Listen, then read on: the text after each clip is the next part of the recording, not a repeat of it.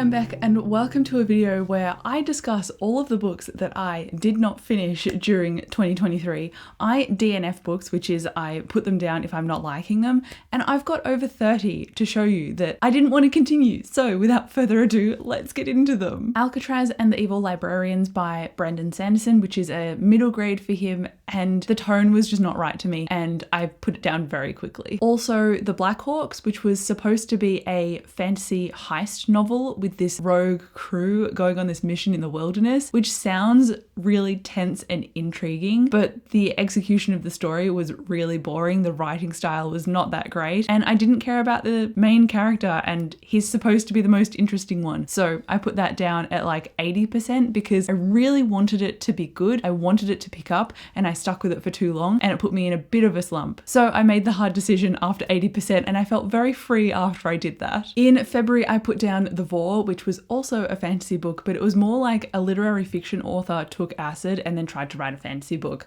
I put it down like 6 pages in. It was just not my thing at all. The Ember Blade, which was a fantasy recommendation that I took from Murphy Napier's channel. It is a contemporary fantasy, but it's written in more like an old style. I don't know how to describe it. It does have contemporary writing, but it's more of a throwback to how older fantasy is written, and I just don't care for the way that it was showing me the tropes it was using. Just not a fan. 1,000 Splendid Suns, which I also took as a recommendation to try something very much outside my wheelhouse, but like I kind of suspected, because it was so far out of my wheelhouse in literary fiction, I just knew that I wasn't going to like it. I did read the first few pages and I was like, this is actually a great book and I think people will really love it, but it was just not my cup of tea at all. Then I tried an ebook, which is The Magic Between, and I think this was supposed to be a male-male romance, potentially with a warlock in there. I'm not sure if it was like a famous band and someone ran into him or if that was another book that I'm confusing it with. Either way, clearly it was very memorable. It was just not my thing, and I feel like I didn't like the way the story was going, even though the writing was not so bad. In March, I tried to read A Day of Fallen Night by Samantha Shannon, which you can probably see in the background on my to be read cart. Clearly I didn't read it and I put it down immediately. I tried it on audiobook and as a physical read as well, and I was just not in the right mood for it, so that is why it's still on my cart. I knew that it was a temporary DNF rather than a permanent DNF. It was just not the right time for me. Same with Men at Arms by Terry Pratchett, which I did the same thing for in this month, but during 2023 I got to it at a different time, so I am proud to say that I actually read that one, even though I put it down to start with. I also started and put down The Light Between Us, which is a sci-fi standalone book, and I think it's got a sapphic, so a female-female romance in there with women who are a little bit older in life, and I think it's got some great nuggets in there that I feel like I could be invested in. But again, I don't know what it was during this month. It was just not for me. It is supposed to be summer here, but it has just started raining, so I guess you're going to hear that in the background of this video. Then I tried to read You Should See Me in a Crown, which is a young adult story, and sometimes I like young adult, but this one was just not it for me at all. It was supposed to be about this girl who needed to become prom queen in order to get the scholarship that she wanted for this university, and I just didn't like the way that it was written, and I didn't like her friends. No one was really supportive, and I'm like, I'm not here for this. I can read something else that has a great found family in it, so I put it down straight away. Then I had a post-apocalyptic kick, which is a genre that I adore, but I tried Zone 1 on audiobook. I don't think I like military post-apocalyptic stories. I prefer more character-focused and support and trust, even though the stakes are high and they've got to survive. I prefer more of those like character condensed books rather than the military aspect of them instead. And the main character in Zone 1 was a ex-soldier and he did have PTSD, and I think it would be explored more so, but I just didn't really like his voice or narration style, so I put that one down fairly quickly, and I didn't feel that bad about it because it was a library book, so I could just easily return it and move on. Then in April I got to 30% of Magic Strikes by Alona Andrews, and this is an urban fantasy that I thought I'd love because it's got a main character who is like a bounty hunter of the supernatural almost. She knows a little bit about magic and the supernatural world, and she's surrounded by shapeshifters and werewolves and stuff, which was really cool as a concept, but as a story I just wasn't liking it, to be honest. I then tried my luck with a Hades and Persephone retelling, but it was like a dark romance and I didn't realize that before I started it. I should have, given that it's called A Touch of Darkness, and I got 17% into it and I'm like, I hate the way that this main character is written and I hate the way that this romance is being set up, so I put it down and I never looked back. Then in May I I picked up The Other Merlin because Merlin has a special place in my heart after I love the BBC series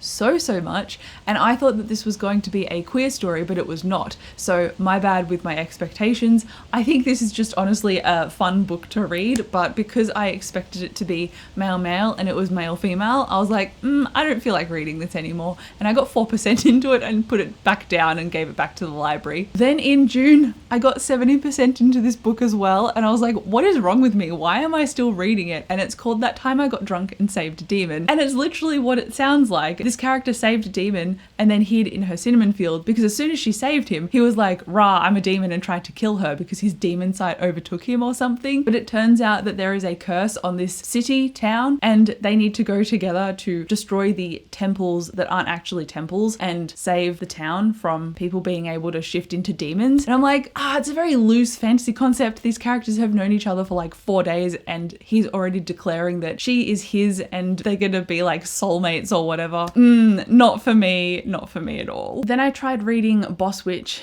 and that's the sequel to Witch Please, which I enjoyed enough, and I was like, maybe if I continue reading it, the consent thing in the series that I don't like personally will be addressed. But apparently that doesn't get addressed until the 3rd book, and that consent thing is witches can't disclose that they are witches. So if a witch falls in love with a human, there's a whole aspect of their identity and personality that their other half is not going to know about, and that's kind of integral to me. Share all of yourself if you're in a relationship like that. I know it's fiction, but I just can't get past it. It's the thing that is putting me out of the story. So I finished Witch Please because I was promised that in the series this would be addressed, and it didn't get addressed in book 2. And in book 2 also, the main character is a bit of an airhead, and she's also buying a pet for this guy that she has known for a few days. No.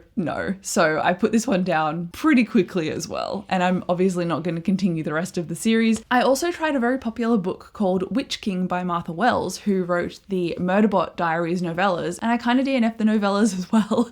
I just wasn't as emotionally invested as I wanted to be, and I was like, okay, well maybe a more longer form book by Martha Wells is more up my alley. And sure enough, it was not.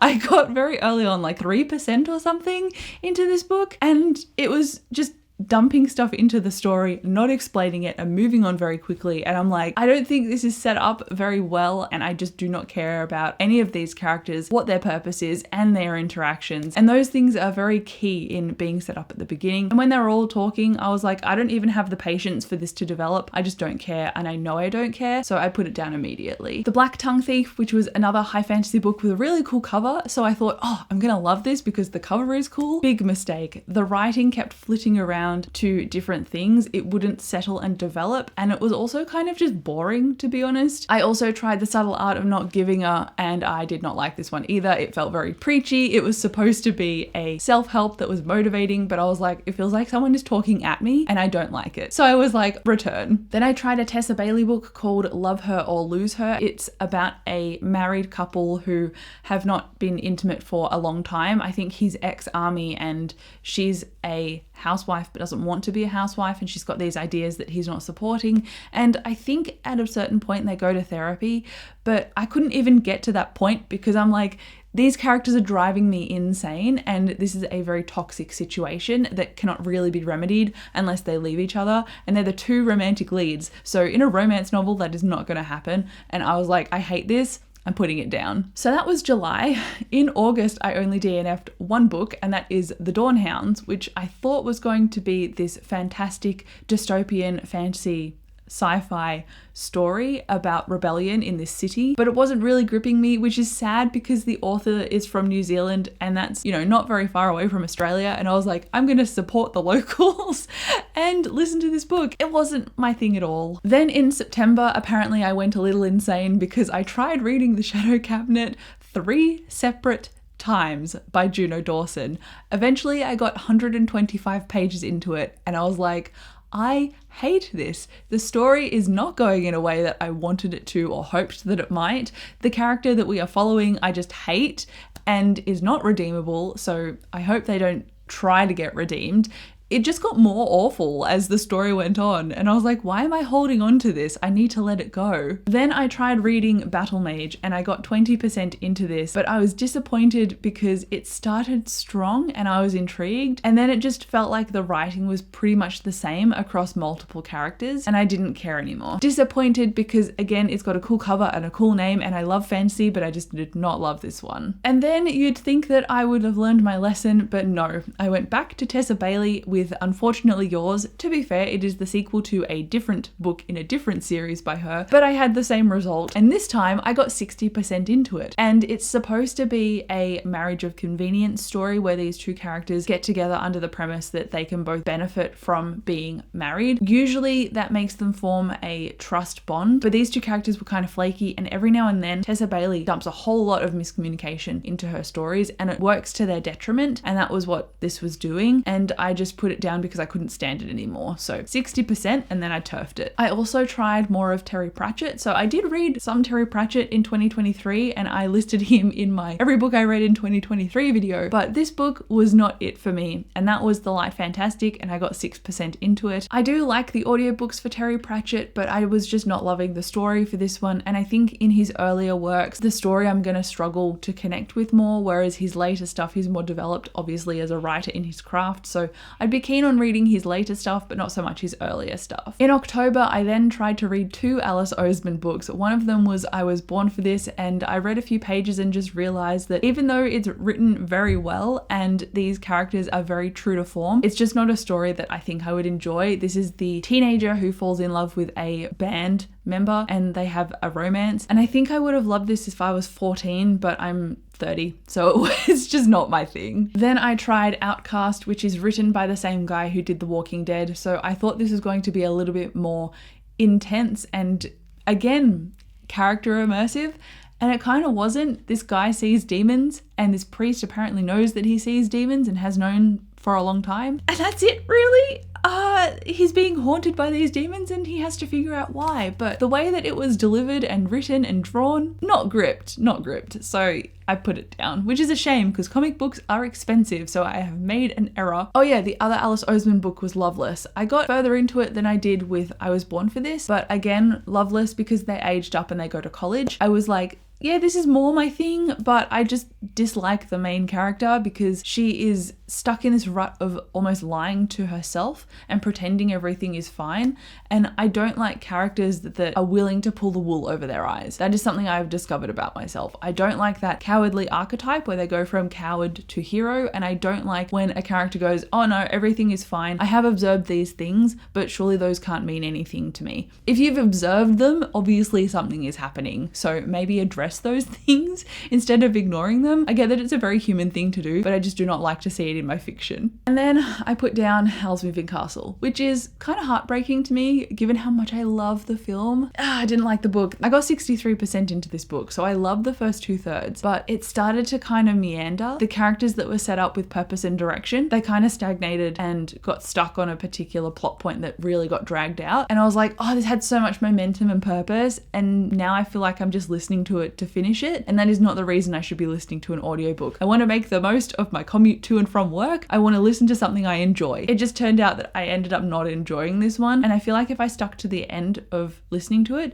it would have started as a 3 stars and ended as a 2, which is really not worth my time. And then sadly, I started and then put down The Aeronaut's Windlass by Jim Butcher when I love the Dresden Files, but I just could not get on board with this one. I think I prefer single narration from Jim Butcher, which is what Dresden is written in, but The Aeronaut's Windlass was multiple perspective. There were a lot of elements introduced about the world, which were interesting, genuinely interesting, but I just didn't care about where each character particularly was. And there was an emphasis on one character that I didn't care about, and I wanted to know more about the school and the war, and I just don't really care how these characters were going to collide and how everything was going to hit the fan, because, you know, in these books all these characters are placed and eventually they're going to meet up and stuff is going to go awry. I was like, I can't even read to that point. It was hard for me, but I put this one down. Then I tried The Lost War a few times actually. I got 172 pages into it and it was okay, but it was not anything that was particularly gripping or riveting to me. me. And I think that is one of the things I need to look out for in 2024 and beyond. If a book is just okay to me, why continue it when I can cut my losses? And it took me a little while, it took me months to decide to cut my losses on this one, because I was like, it's a self-published book, it's written okay, and I don't necessarily actively dislike anything about it, but it was just not doing it for me. And even though it had multiple characters, usually I'd be like, nah, I'm gonna tap out, I clock out, I don't like that. It was delivering pretty well on them all, but again, it was just not super motivating, so that's why I put it down. And that kind of leads me into the last book that I have DNF'd in 2023, which is The Justice of Kings. And I thought that this one would be a new epic fantasy series that I really like, but the writing style was almost like a past present narrative, which made me feel removed from the story as it was being told, because you follow an apprentice and her master is a justice, and he's got this power of pulling truth from people even if they don't want to tell you the truth, and their magic is very much meshed with their religion. So he's a justice and a priest, and he's going to town to try and solve murders and basically uphold people and make sure they're following the correct religion. So this character, the apprentice, the woman, she is telling the story and she's reflecting on what has happened and how they got to that point. And a murder has just been introduced, which is in the general premise for this story, but it took so long to get there, and the protagonist is just not very interesting, and it took me a long time to realize and recognize that I don't want to read this anymore, and it just wasn't right. So in this video, a few books I thought, oh, I'll temporarily put them down and then revisit them later, and that technique worked. But for at least the Shadow Cabinet that I tried multiple times, The Lost War, and then this one, clearly they were not meant to be. So I'm very relieved that I managed to put them down during the year. So those are all of the books that I did not finish because I just didn't like them during 2023. Let me know if you did not finish anything as well. I would love to know. Thank you again so much for watching this video. I'll come chat to you down below in the comments, and I'll see you in my next one. Bye.